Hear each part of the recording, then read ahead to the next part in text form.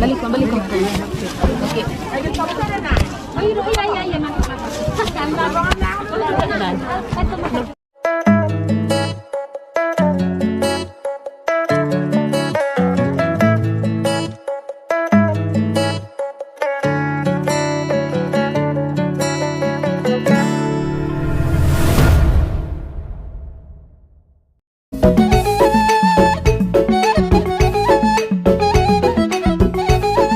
Pemerintah Kabupaten Samosir bersama kaum ibu atau ina dari berbagai desa menggelar lomba Manduda Itak Nihopingan, yaitu makanan khas Batak peninggalan para leluhur dalam rangkaian Samosir Pesta tahun 2022.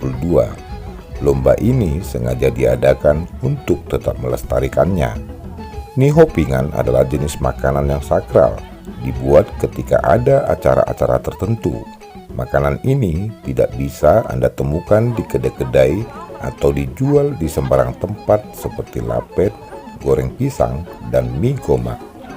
Adapun nihopingan terbuat dari campuran tepung beras, kelapa, lada, andaliman, pisang, garam, dan gula merah.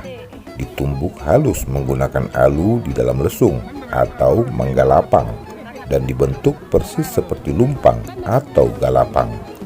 Kemudian bagian atas dilubangi dan dibulatkan untuk tempat telur setengah masak yang sudah dikupas.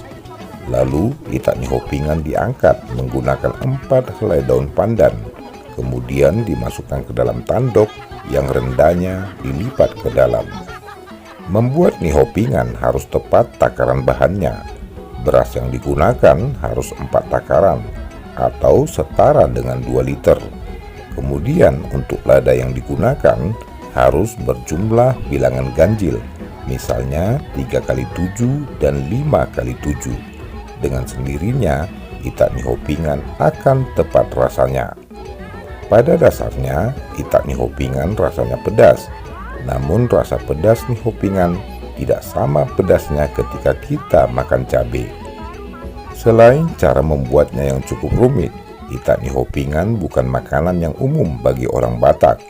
Konon, itak nihopingan disajikan kepada para penjaga atau panglima raja atau yang disebut pangulu balang pada zaman dahulu. Itak nihopingan juga dihidangkan dengan berbagai rasa tergantung acara kepada siapa disajikan.